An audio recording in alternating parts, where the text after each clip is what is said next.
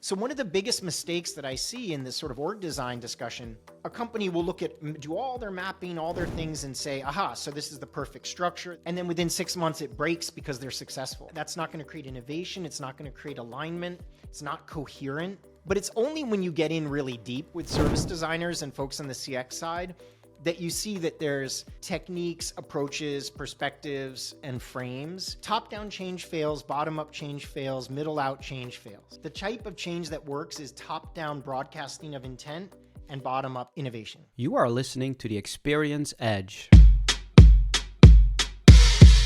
So my guest today is John Cutler. Some of you might have heard the name. For others, who is the first time that you meet John, he's one of the smartest product people in the world, at least when you ask me.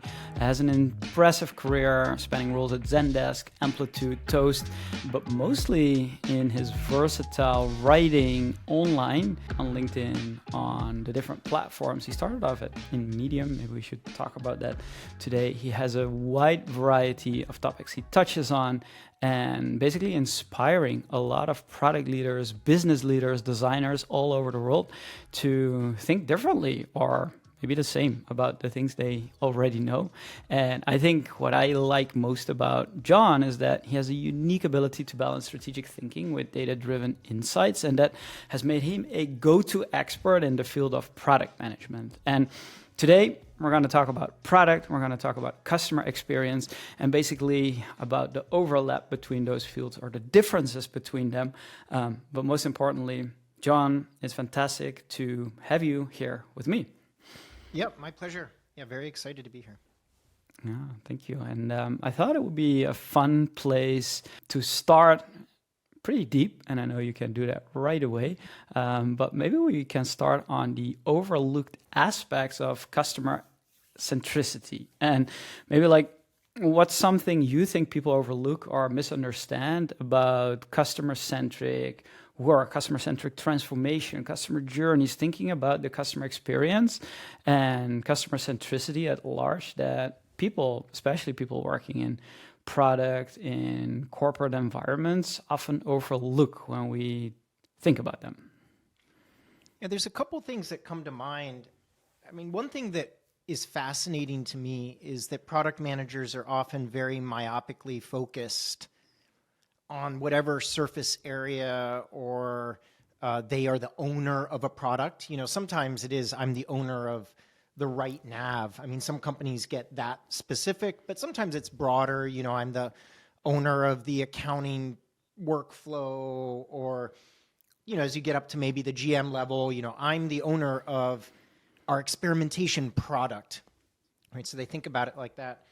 And one thing that's amazing is that some of the best product managers are almost like heat-seeking missiles. I'm not like a big military person, but they are just myopically focused on that part of the surface area or that part of the product.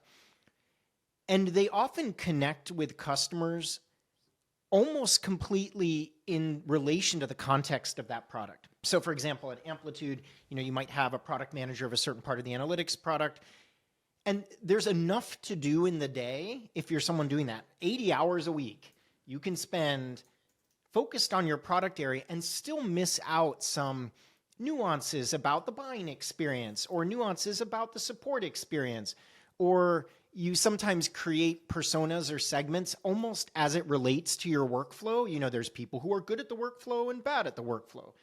And you're thinking the customer in terms of your product or the product surface area that you own.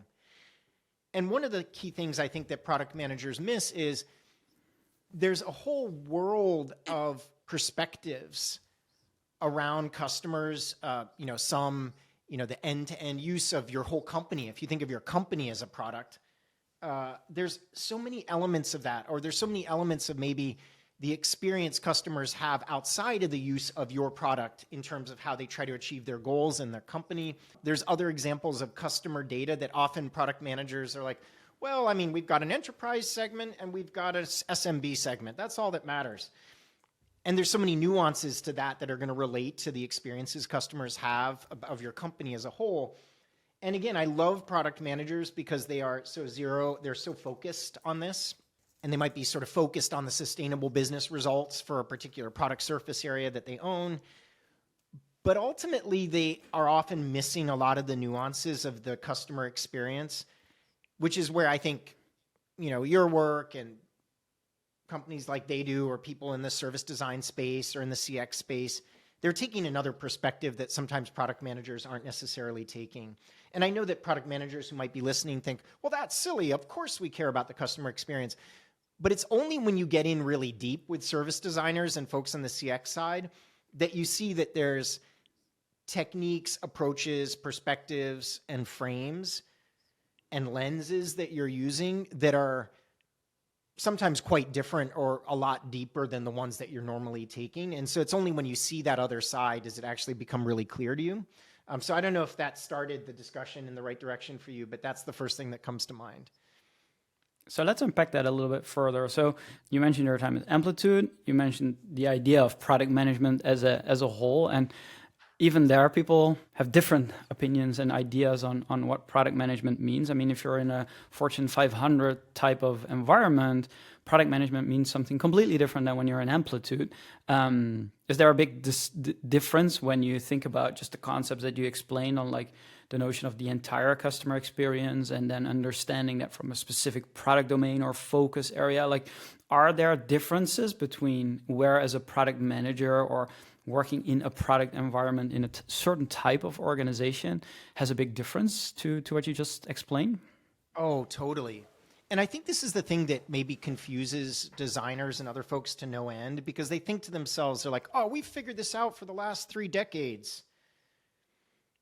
Service design, they have this body of work. Like designers come in where they're thinking, we've gotten so into the theory and we have our frameworks and design is a thing and it's fairly portable between companies, this sort of designer mindset.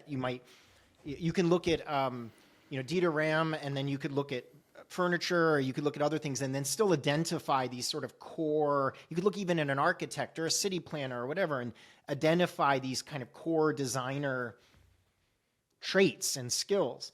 And so it annoys them to no end. You go into a company and let's say it's more of, sort of a Silicon Valley startup that sells the product, a digital product. At that point, the company and the product are just one and the same. You almost don't even think about the different lenses of these things. I mean, it's just to everyone involved, literally the company is that product. And then you compare that in a situation where, when I was at Zendesk, yes, you had the agents, you had the managers of the agents, and you had the people out in the world who are trying to get support for the problems they had. Maybe there's 3 or 4 or 5 like broad segments of people. But even at that scale, the notion of an individual product, maybe you were selling it, maybe it had a SKU, maybe salespeople were out there trying to pitch, do you want to use Connect or do you want to use this help service product? But it was creating such an ecosystem within the company, and those personas that I mentioned were transversing all the products that the company had at that time. And it really changed the notion of what a product is in that setting. So even within, a scale-up B2B SaaS company, maybe, newly public, on its way to being public, with a portfolio of products, comparing that to a startup where the company is the product, basically, and then compare it on to, a Nike or an Adidas or like a Lego or in any of these sort of full-on ecosystems of physical products and digital products and all sorts of touch points and stores and things. You could have a product manager in each of those environments and they would have sort of a vastly different remit to what they're doing. So I think that that's, I don't know, you tell me, the degree to which a designers or service designers' actual job day to day would be different even in those 3. And my hunch, at least, I was a UX researcher for a bit, is that many of the skills in our canon of knowledge would still be similar. It's a design problem.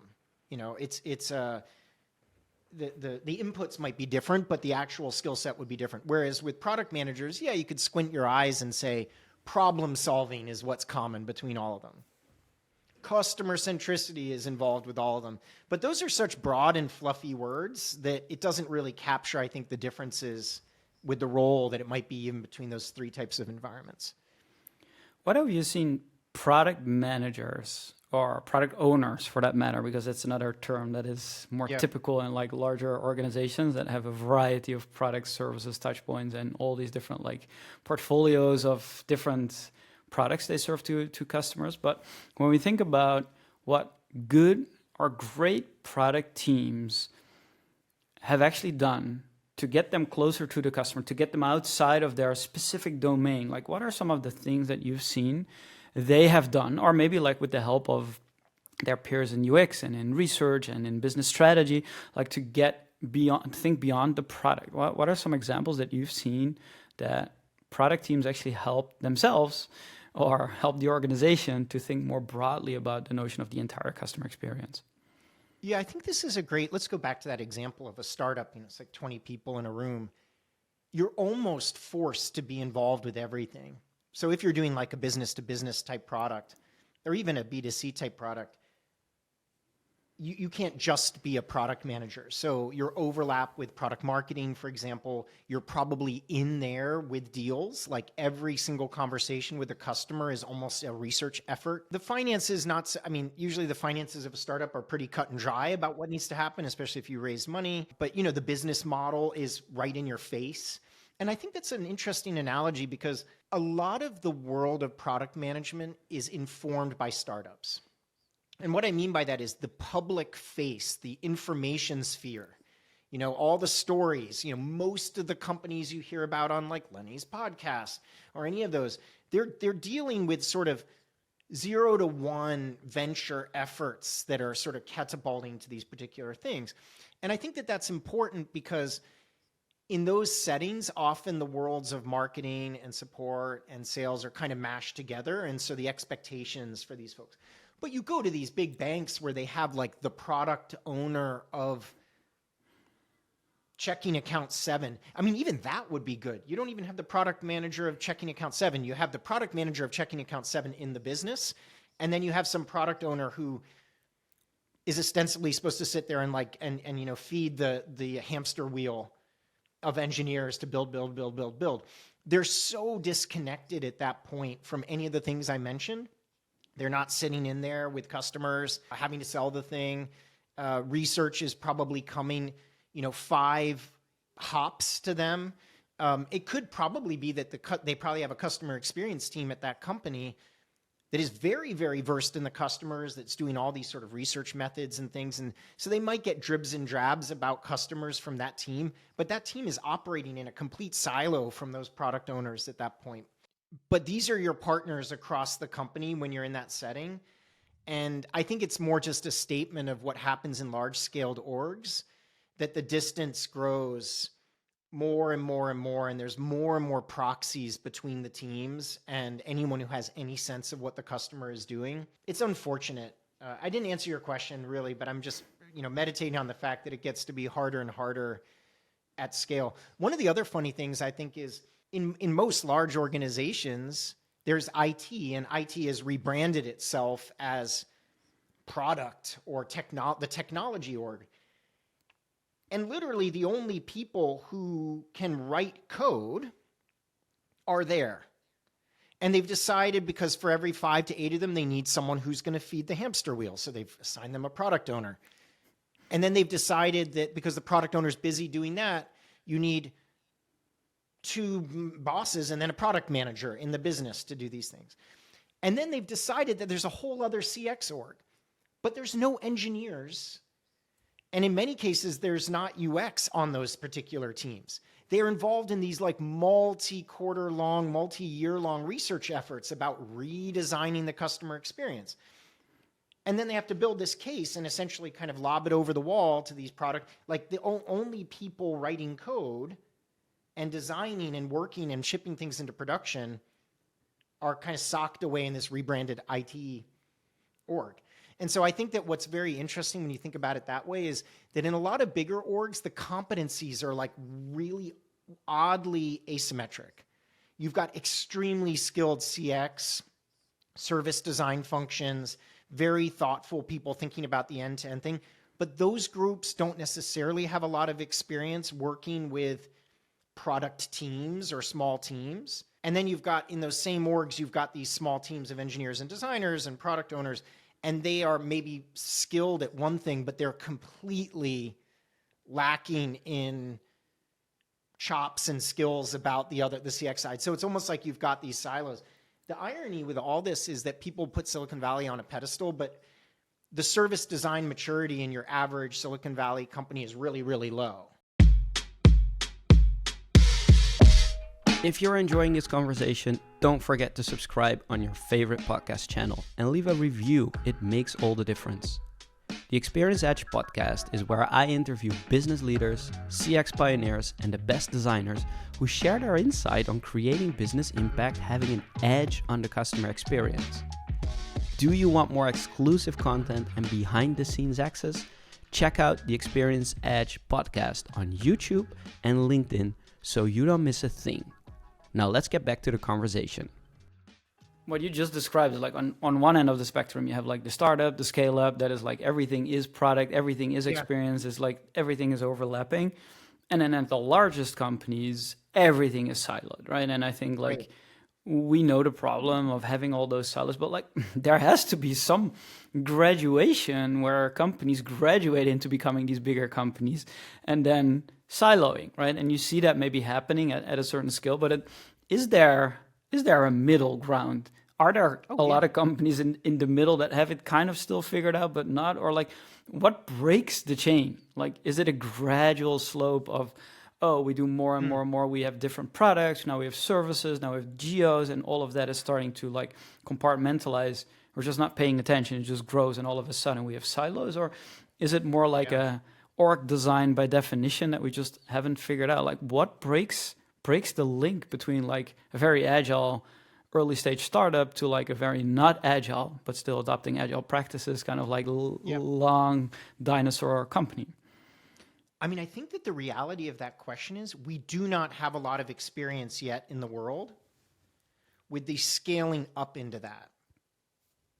We have a lot, you make a list of companies that you imagine at sort of some global scale with thousands of people in it, still attempting in some ways to really tap into this sort of set of skills at a global scale. There's not that many of them. And people point to the same ones all the time. They'll be like, well, look at what Airbnb is doing with service design. They point, but then the list gets shorter and shorter when you actually ask them, like, well, how is the end-to-end customer experience? Like, and so what a lot of tech companies achieved the scale that they achieved through massive decentralization. And that's basically how they did it. And they did that at the expense of a sense of an end-to-end experience. They did that at the expense of it. Meanwhile, these big companies who are decades old are sort of trying to refactor back into that direction and to think about what it would be like. So the honest answer to your question is, this is fertile ground for innovation. Like, there are big companies at the moment that think, oh God, we're not a rapid Silicon Valley tech company. And yet they have one of the most powerful brands in the world. And even the CEO and the board realizes they need to maybe move a little bit more quickly, or they need to figure out new ways to use, data design and technology to create outcomes for their business.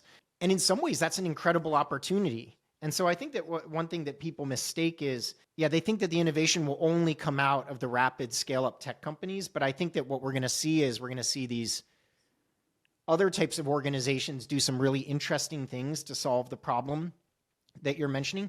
I mean, let's just take a very, very practical example. You're a big company like Lego, or you're a big company like that, and you realize that you need to introduce maybe, a mobile app to help people assemble the Legos or doing whatever.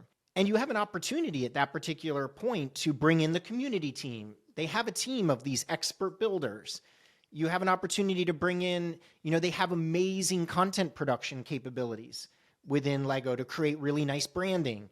Then you have an ability to bring in the team that's actually maybe going to make the mobile app, but then you have to figure out how these things are constructed, And so that seems like a hard problem, but who better suited to try to tackle that problem than someone operating at that scale?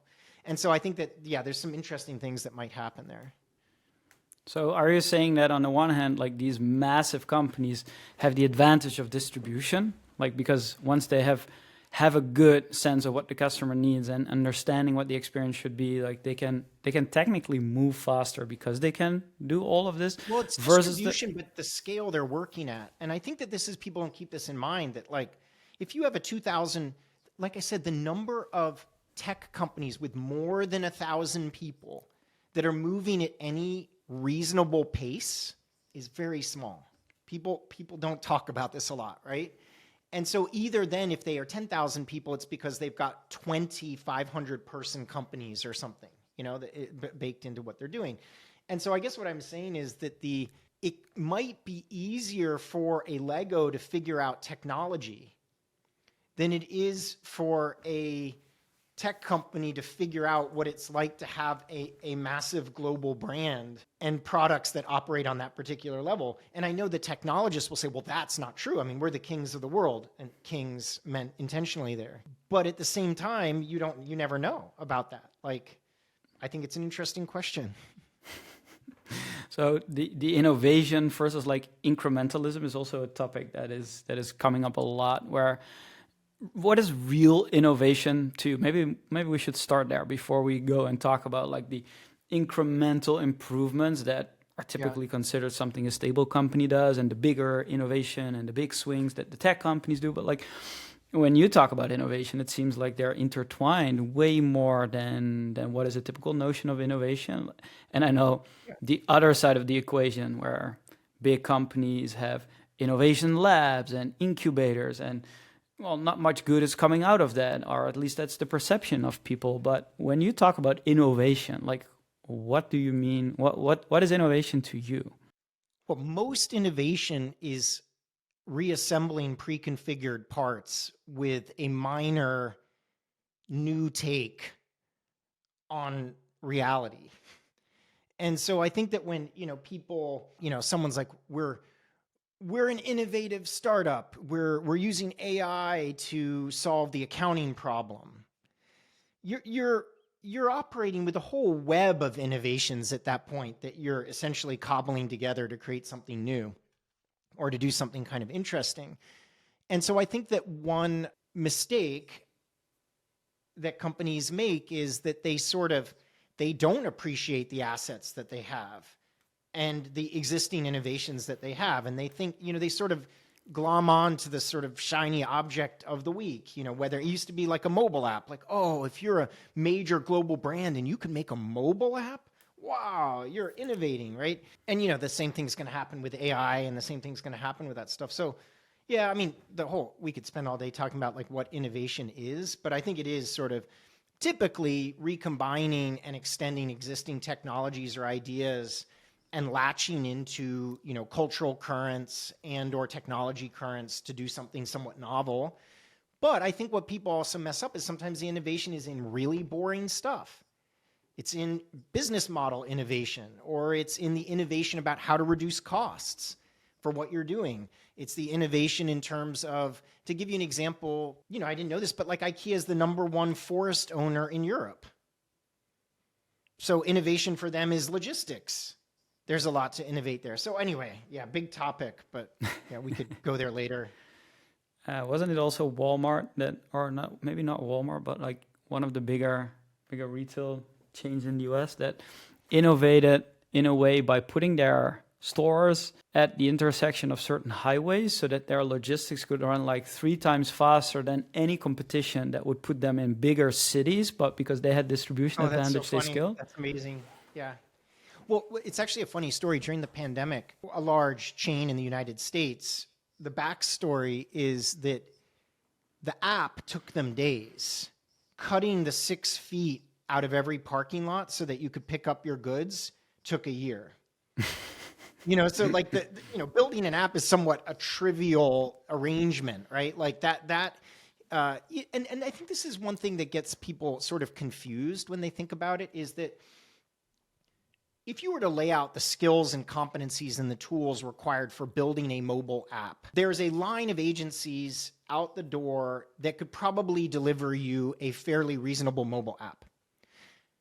the capabilities involved with dynamically iterating on that and aligning your organization around that, and as your organization changes, expanding the app, that's the hard stuff. So people get kind of mixed up around what the skills are. Like the skills aren't like the ability to put a mobile app into production, or the skills aren't those. Like you could literally take out your credit card and buy that if you wanted. And there's probably designers at that agency that love that type of work because for that one moment, they have beautiful perfection. All their stickies, everything finally becomes like a good mobile app. The hard part is like the org design around that, iterating on that thing as customer patterns change and they begin using your product in different ways. It's understanding that, it's responding to that. So I think that also kind of brings back to the innovation thing is people are often misguided. Like we don't talk about ways of working as an aspect of innovation. And yet if a company can figure out how to get 3,000 people relatively coherently aligned on making the customer experience great, somehow through org design, through architecture, through the tools you use, through the people you hire, through the employee experience, all that stuff, that is innovation in the world right now. So one of these big companies think, oh, it can't be Amazon. But if you could improve your performance of all that by 30%, you'll be an order of magnitude better equipped than your next competitor. It's kind of crazy when you think about it. Is the other side of it also related to, okay, let's say we do the mobile app, even though we hire that agency to build the V1 for us and it's okay, and then bringing the company around like the incremental changes and the innovations that we need to do to actually get it to a decent level. What I'm seeing is that some organizations have done that pretty well, and then they're incubating or they even develop that in-house, but then they make a mistake of like then organizing around the features and not around, okay, what are people using this app for in their day-to-day, whether you're like grocery shopping or you're like you're a person finding a job and this is like a big talent recruitment firm. Like there are many different ways that you say like the way of working around innovation. It sounds to me like it's an easy thing to imagine, but because it's so hard, people tend to organize it also around the easy thing, which are the features. Right. That is an amazing, so this is what I meant about incremental advantage for that. There are architects, there's other people who will tell you, oh, we'll just map out your products and then we'll tell you what the org design should be. You know, this will be a journey-oriented team and this is going to be a platform team or whatever. The important part about that is nothing is static. So when you see these like rapid scale-up startup tech companies, it's not that they've got dumb people there. It's just that this thing is evolving very, very, very quickly. So one of the biggest mistakes that happens in these big organizations is like an enterprise architect or someone like that says, I'm going to assume that the customers are our customers right now. And I'm going to assume that they use our company the way that we think they use their company. I'm going to partner with our CX team to do these very detailed flows for customers. And they go through the most, and designers fall into this trap too. Service designers fall into it. They make these most pristine journeys. They make all these particular things, and then they make org design decisions on it. And they didn't ask themselves, what stage is this capability? And I'm going to give a very, very practical example. In an early stage tech company, something like search, I was a PM at search at Zendesk. It's going to be much mushier than you think. You know, you'll have some parts of your team kind of embedding with other teams so that they understand the surface area. You'll have some parts of your team being like the core platform for search. You're going to be multiple different team types all at once because of the rate of growth within that particular team. And someone will come in and say, well, why don't we run search as a platform for everything? Then all the other teams can do all the work. You only need 3 people. But it's like, no, you don't only need 3 people because now we're in a stage of evolution to be able to do it. So one of the biggest mistakes that I see in this sort of org design discussion, a company will do all their mapping, all their things and say, aha, so this is the perfect structure. This is the perfect we're going to organize around journeys. We're going to do whatever.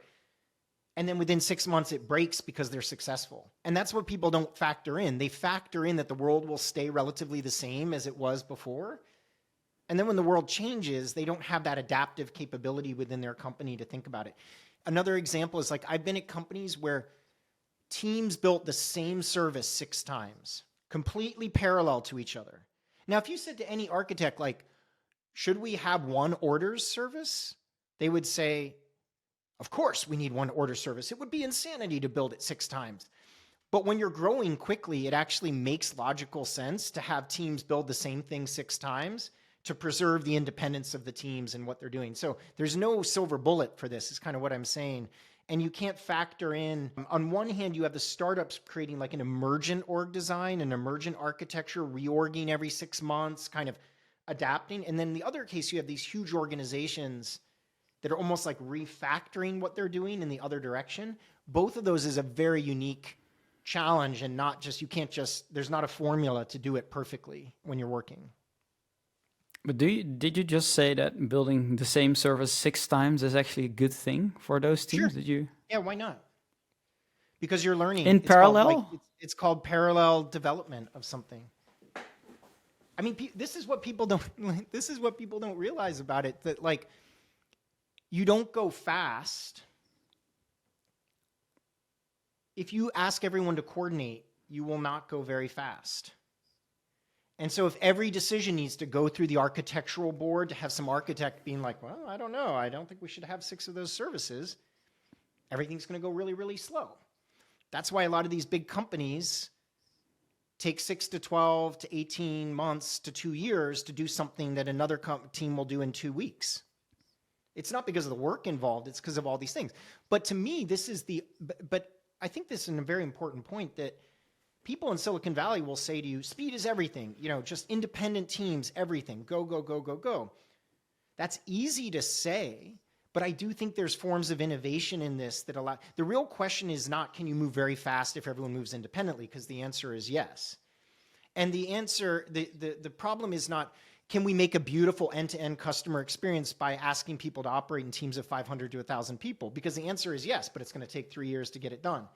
The innovation is basically, how might we create the beneficial consistency in terms of an end-to-end experience for customers in a way that also allows us to be adaptive and respond to customer needs?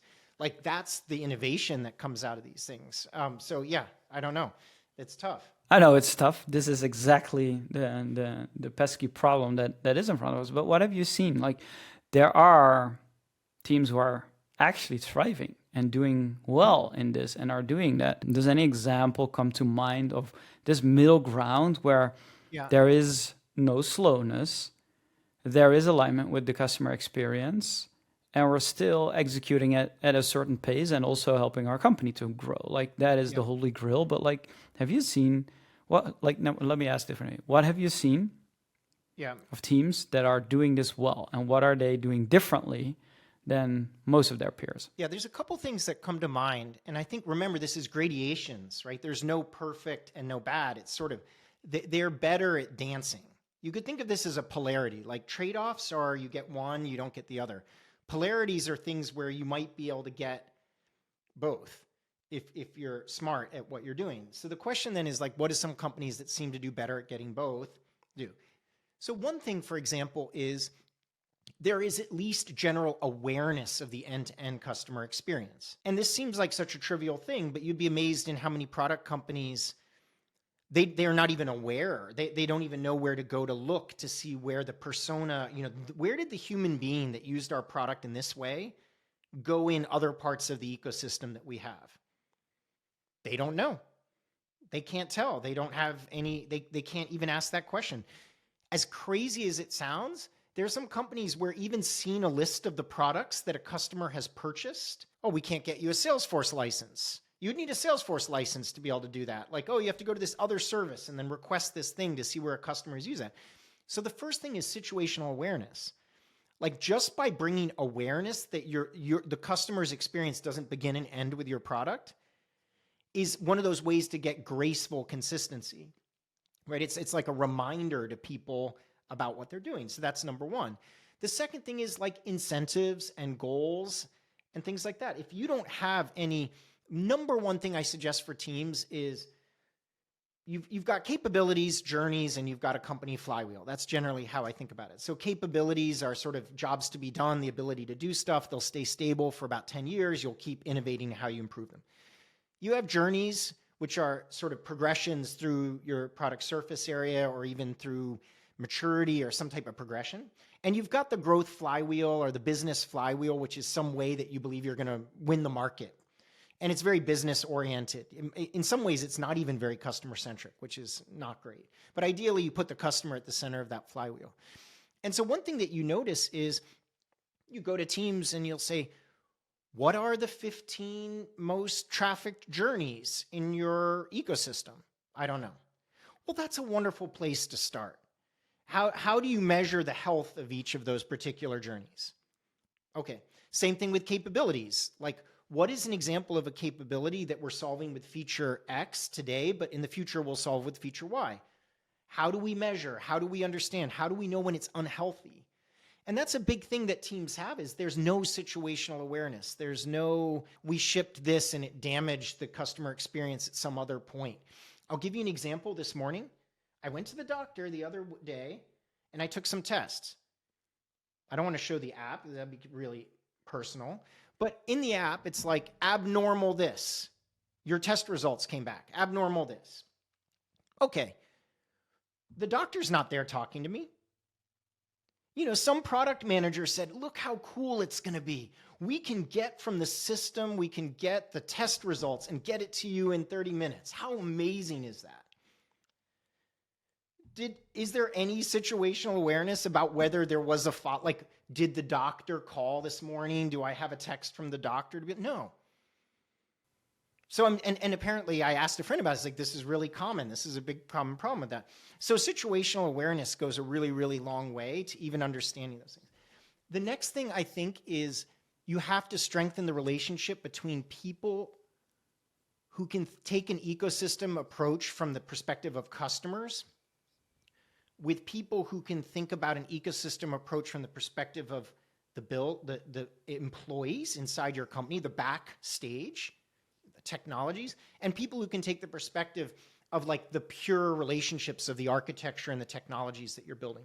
So what you see in a lot of cases is you see design teams going so deep on the customers and then architects of the technology going so deep kind of on the journeys of the customers, but they're not talking together. And so you see like emergence of platforms that are theoretically very correct with the assumption that, oh, this will help these teams work together. But if you actually were to go and look at how the teams work together, that technology is not going to work. So I call this sort of multi-model thinking or multi-frame thinking.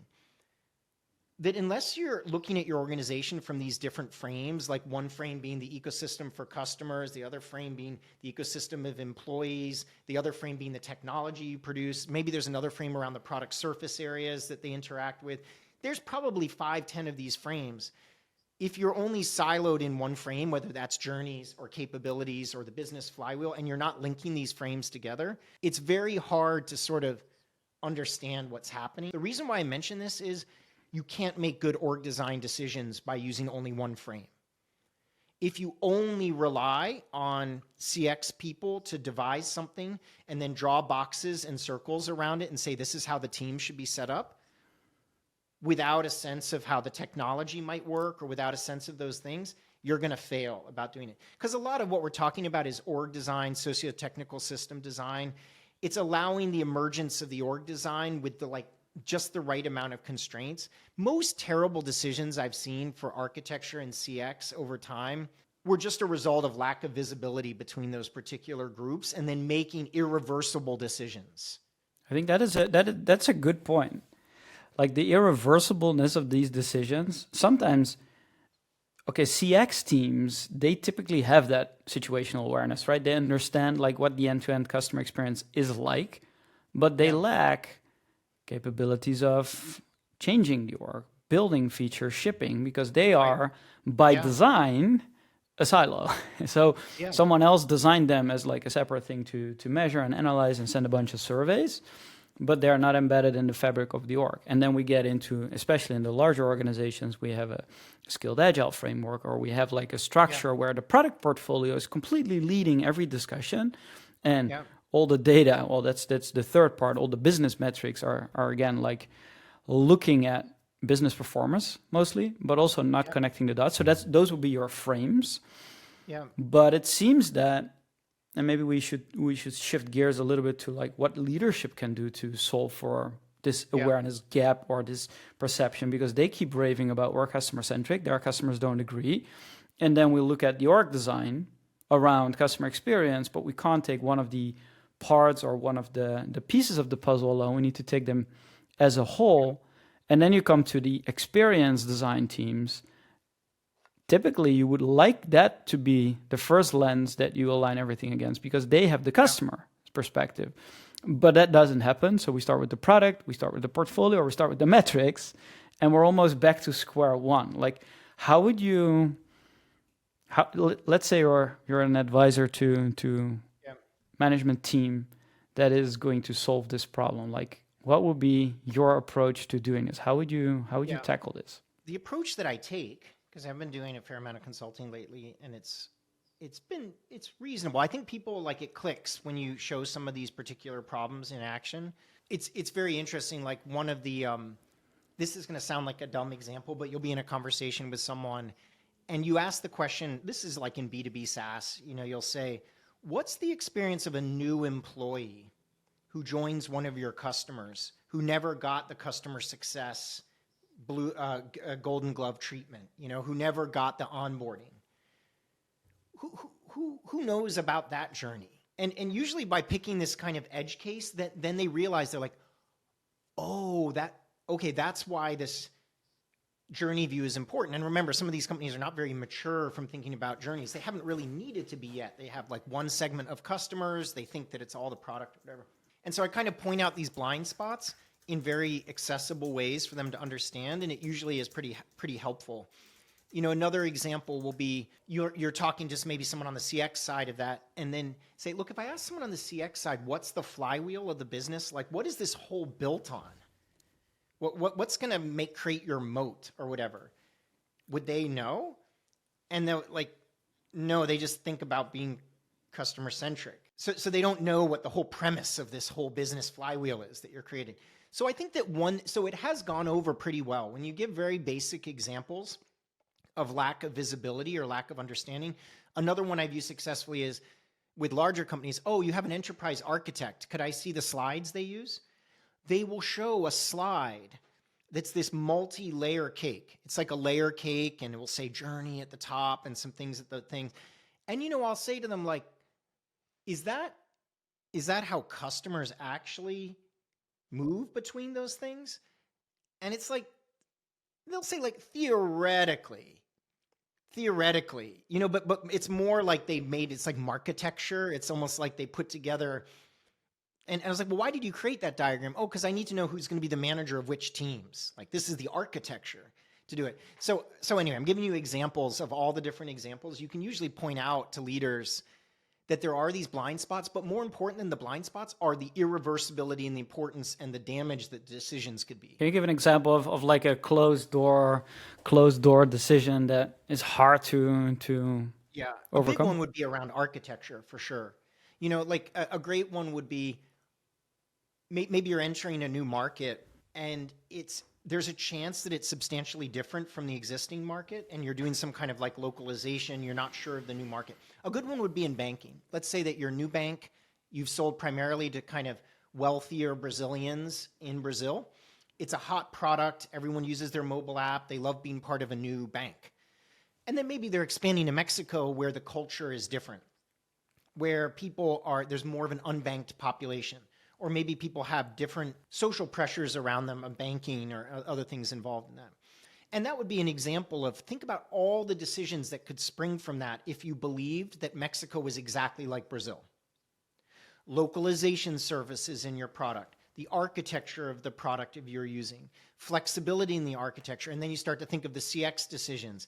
What is the cultural attitudes towards calling support? The next thing around, what is our research around the unbanked and how they might use a product like this? And so you can see like so many layers of decisions that would be maybe somewhat reversible, but some of them are going to set you back.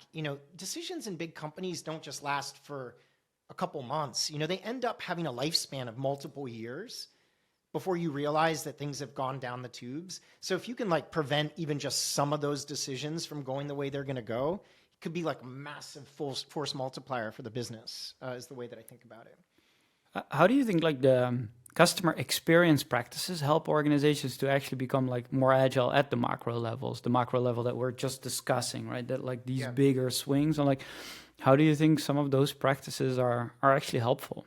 The way that I see it is it's sense-making, insights, synthesis, analysis, building up the appropriate mental models that can inform other people's particular decisions. That's not just the primary goal, because then there is like designing the interventions or the nudges that you're going to create. And so there's obviously that aspect of design. But I think that those two skill sets together are some of the most powerful things. Like just in that particular example, the insight, for example, that team might have around an emerging market and how they are maybe considering their bank in a different way than those things, or their ability to start looking at support calls. Like there is some team, it's so funny. I worked at a company and I remember a product leader being like, well, we'll just monitor support. And I was like, well, what do you mean monitor support? Well, we'll just see if support is raising any issues. And it's like, well, how does support view raising an issue to you? Oh, they go through a big meeting. They don't think that we'll listen to any of it. So they literally only, they take the top 3 all the time. And then I was like, well, what if 10 of the things are bad? Like, we don't want them to just give us the top 3. We want to give them all the things. And that's actually, I think, an evolution of like someone on the CX side made that decision. Why did they make that decision? They made that decision based on beliefs about how product operates or how technology operates. Did they maybe have a metric? Like maybe they just looked at the support cases that had the longest time for resolution, and they thought that those were the most important things to bring up. I remember at Toast, someone had a great thought. People were talking about making a goal around ticket deflection and support ticket reduction. And they just made that great point. Like, this is making such an assumption. You could have a very, very frustrating issue that is not mission critical, or you could have a tiny issue that's mission critical that involves shorter time to resolution.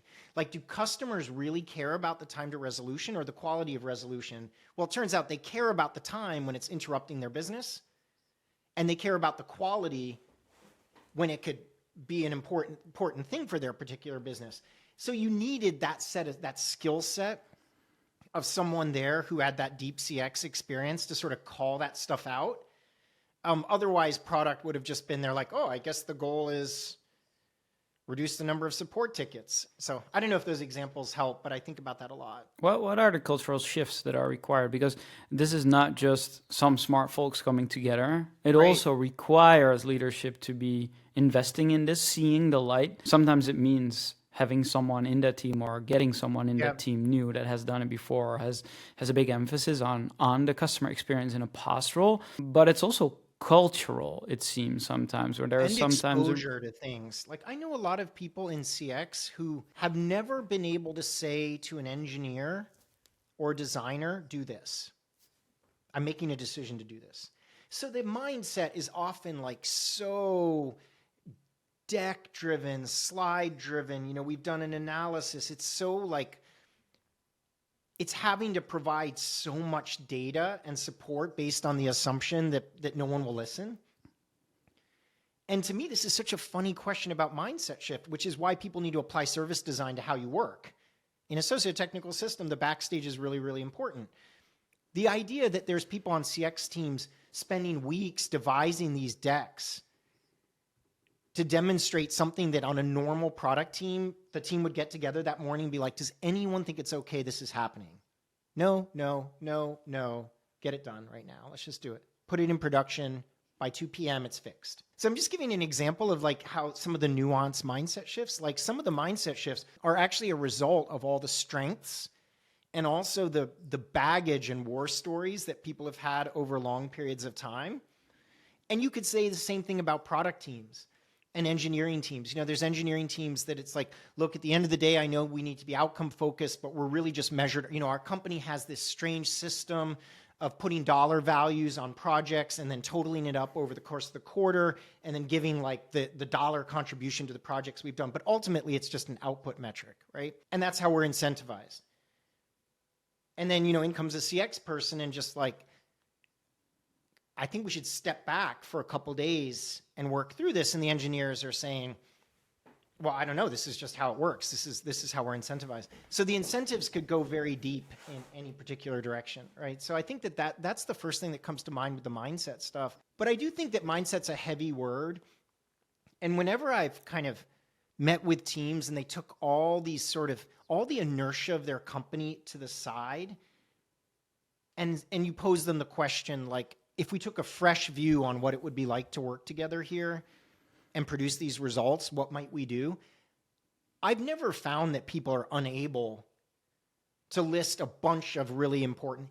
So it's less about, I think, mindset than it is just the collective inertia of all the beliefs, all the habits of the company, all the incentives, all the prior baggage and the prior trauma they've experienced trying to work together. Do you also believe that it's just a lack of skill sometimes? Because especially in product, where there's a big emphasis on product discovery, and then people who are not necessarily trained as researchers or as customer experience or insights professionals, however you want to call it, they are required to do this work. They do their best. Yeah. They do their best efforts, but what they are trying to do is actually feature validation, right? I have this idea, I have this thing that I'm trying to do. I'm not going to talk to John about it. Let me hear what he has to say. Hey, John, here's my idea. What do you think? And if John says, great, then we have some proof points for this is a good idea, right? So it's sometimes trending in the wrong direction just because of a lack of skill. But if you're not aware that is lacking, that is something that you could be doing, because I haven't seen a product team in my life that isn't curious about the customer, to your earlier point today. But the question is, are we feeding that curiosity with the right skills, with the right tools? This kind of goes to what is the blocker for the organization at the moment. I had this line, are you shipping faster than you learn or learning faster than you ship? I say it all the time because realistically in some of these companies, the key impediment at that point isn't taking the research practice from 7 to 10. It's actually figuring out it takes them 2 years to ship anything. And the flip side of that is also true. In Silicon Valley, for example, the extra efforts to create shipping velocity from 9 to 10 and make sure every developer feels like they have the most amazing developer experience and everyone can come to work and it's so fast and they're using all the crazy best tools. It's not the blocker at the moment of that company. They don't need to ship faster. They feel like they need to ship faster because the incentive system is there, but they're not learning fast enough. I think that the skill landscape is very important to understand. And also, we need to acknowledge, you also need to take a holistic view at any particular point about whether deep skills in one area is actually what's blocking you. And I think that the reality in a lot of cases, the sort of crappy reality is that for a lot of companies, they could be pretty competitive without deep skills. They were just doing something for the first time. It was great. They were doing it. It becomes a lot harder to pull that off. This rings a bell for many, many teams, many companies. And then understanding also where they are in their journey as a company is important to understand, am I in a later stage startup or am I actually in huge behemoth brand environment where things move slower, but there is more availability to actually do deep work. And I think that is a big insight to the way your company works. Looking at the fast and sexy companies in Silicon Valley, well, their practices will probably not work in your company. And yet we all seem to agree that it's all about the customer experience. It's all about what our customers need. And that creates some false assumptions sometimes that doing it the new way is maybe the better way. Well, actually, our company is not that bad, actually. We just take a little bit more time. We're not fast enough. But we are able to deeply understand our customers, to really make something that they love, they want to buy, and they want to keep buying from us, even though we're the most boring insurance company in the world, maybe. If you take one of those big companies, I think the other thing too is it can just feel so incoherent.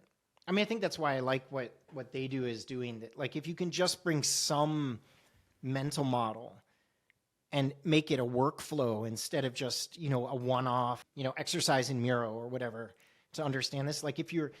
People underestimate the value of systems of work. And what I mean by that is that they think like, I've been in communities that were very process averse.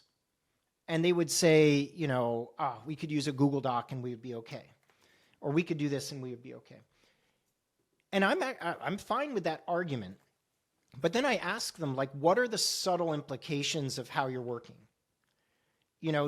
Is there a forcing function to remind the person when they're doing the thing to ask yourself what impact does it have on the customer, or to do those things? And so anytime a team can evolve a system that subtly just nudges that, like, oh, let me, and I think one of the problems with a lot of the product workflow systems is that they are still fundamentally all aligned around output.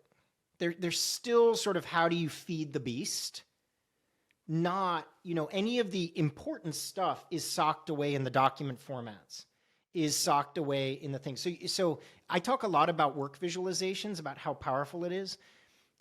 And when you see a really vibrant visualization, it forces all kinds of interesting conversations about how things fit together. So anytime you can see insights alongside workflow, or a model of how customers are operating alongside the work. Anytime you can bring multiple lenses in together in the same view, it's very, very powerful. Most of the tools for product don't necessarily do that. Anyway, that's why I like what you all are doing. But it's interesting to me. And I think that's a very important point. And the other point, we didn't touch base on that deeply, so maybe we can do that now for a little bit, is the actual business metrics that also play a big role in how people actually perceive how the company is doing, right? All the way from the top, understanding like their dashboards, to product teams focusing on specific metrics or events, or tracking the different actions people take inside of their domain. And none of that is connected usually.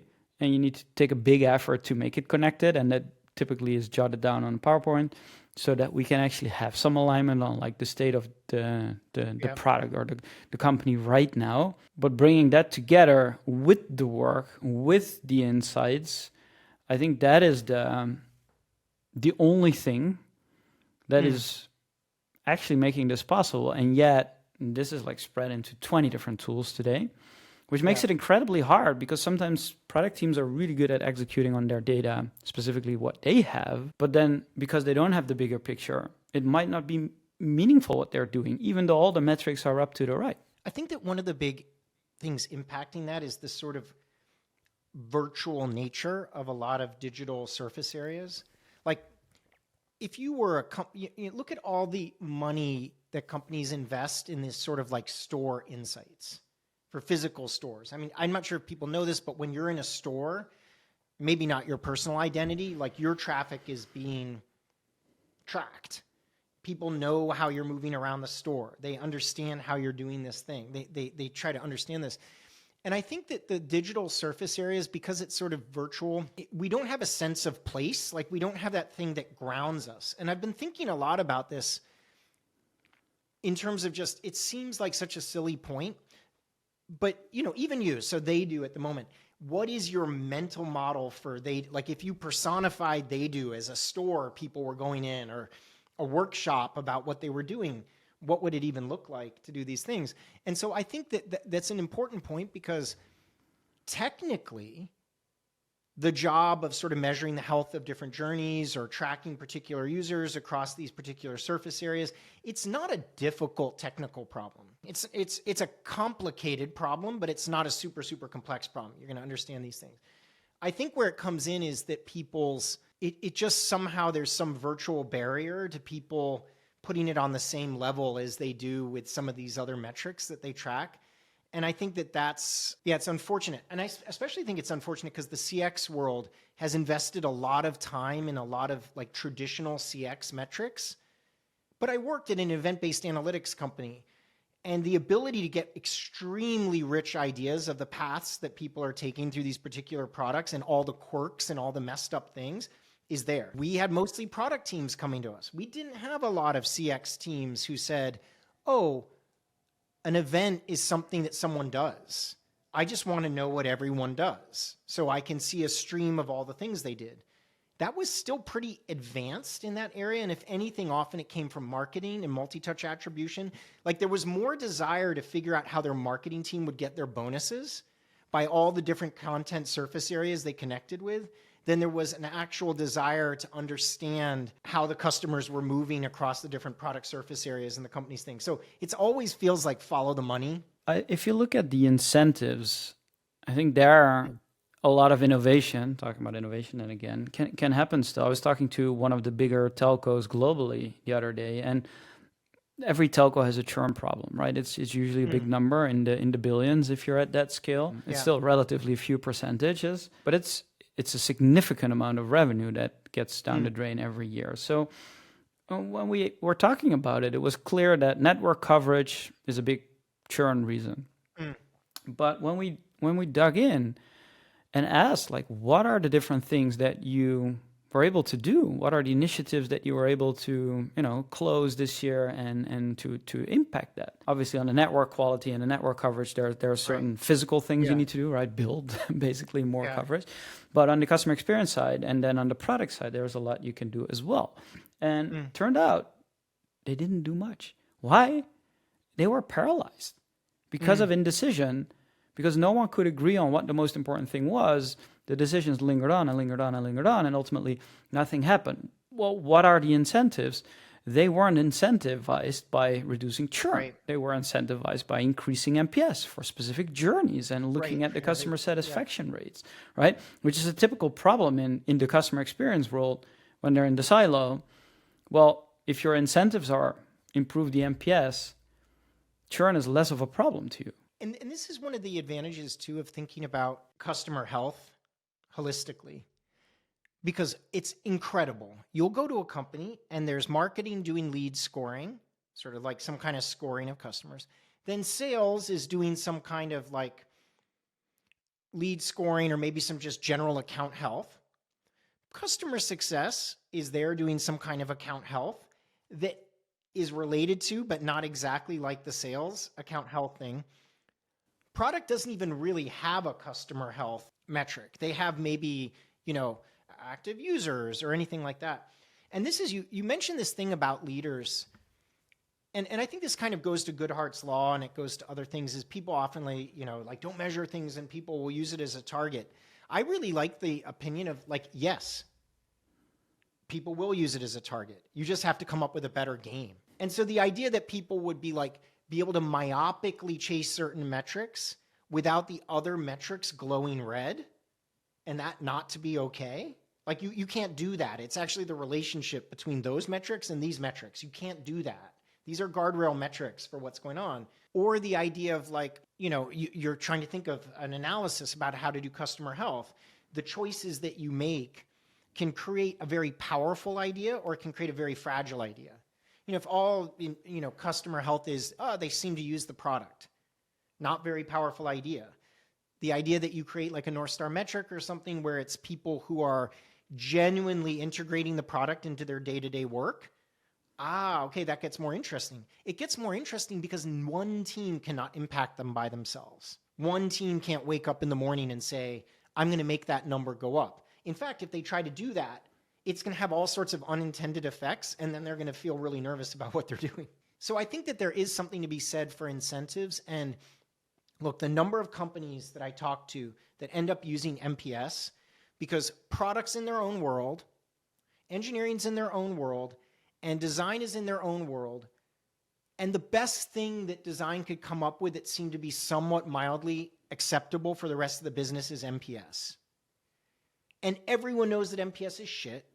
And everyone knows that it doesn't mean anything. And no one thinks it's predicting the things that it thinks it's predicting. But the only reason they're using it is because it's the least bad of all the other, it's better than having silos across these things. And to think about those companies have an opportunity.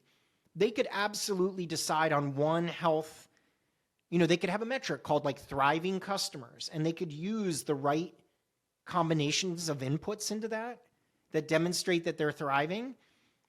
They could do that if they want, but they don't. because design and product and engineering and marketing are not working together to be like, well, what could we do to have something that we could all align around? Is that not a problem coming from the top? And I mean, I wanna be mindful of your time, and I know we could go on for hours, but I think this is a great place like to dig in one more topic today, and which is the North Star metric for companies. Like for product, smaller company, this work you've done a ton also online. There's a lot available on your thinking, on your shaping. So let's take it to the big companies, because they are like, their North Star is typically like NPS, if it's anything related to the customer experience, which is like all the points you made of why it could be wrong or why it's not the best thing to do. But when we think about it in a different way, what would be then examples of great ways to do that North Star? Because like when GE had Jack Welch come in, they were ruthlessly saying, we're going to be number 1 or number 2 in the market, or we're going to be out. Every product they had need to fit that criteria. That was their North Star. That was their way to align a massive company. So North Star doesn't even have to be a metric that you can put on a board and say, are we that? Can also be something around the notion of like, we want to be number 1. We want to be number 1 in the market, and that is it for all our products. Like if you are a fast-moving consumer good brand or something like that. But how are you thinking about big companies? Is that a leadership directive that has to be like top-down, or is that something that can come emergent bottom-up? I mean, top-down change fails, bottom-up change fails, middle-out change fails. The type of change that works is top-down broadcasting of intent and bottom-up innovation. A middle manager doesn't change things. They just get caught in the middle. You know, if you bottom up, you'll eventually hit a ceiling. Top down, it will work, but then stop working because you won't have the hearts and minds of the people. Sometimes top-down change in a very chaotic existential situation works if it captures the hearts and minds and aspirations of the people. They welcome the top-down change. It's also why dictators and fascists come to power too. You know, when you think about it that way, it needs to be a little bit of both, right? So I think this is this thing of what leaders can do. I don't care if it's one metric or an array or of metrics or a constellation of metrics. Really, it is sort of like cutting to the crux of their strategy. The challenge that they have is around oversimplification. And I think this is where a lot of leaders probably could embrace complexity, and I'm meaning the good sides of complexity. So people often think simple, good, complex, bad. But to me, complexity, I used to make records, is a very complex situation. Like the creative process is complex. Humans working together is complex. So you're really trying to create like a level of like graceful simplicity or an environment where really interesting things can emerge from when they do these things. So what tends to happen with leaders is they feel trapped. They feel trapped by the messages they're getting that it needs to be very simple, and yet they know in their heart that it's more complex than that, and they feel like it's always this trade-off. But the reason why I mention that is that I don't think this is an unsolvable problem. Like I think that when you get a group of smart people together and you say to yourself like, okay, that thing, not a very resilient metric or idea. That's not going to create innovation. It's not going to create alignment. It's not coherent. It's very like gameable. It's very weak. None of us are like, you can make better decisions than worse decisions.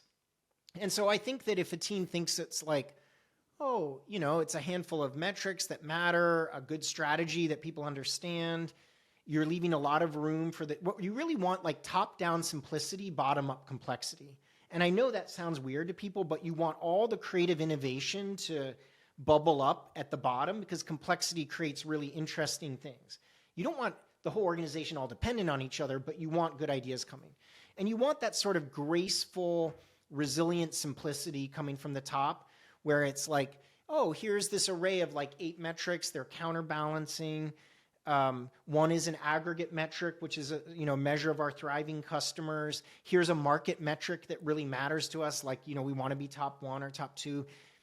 It's probably not 1 and it's probably not 3, but it's just an array of things that the company sort of agrees to check in on very regularly and becomes a ritual for the company. So I think that's something that people can do better. It's an art and a science. I think that's what people mistake is they often think of metrics as a math problem.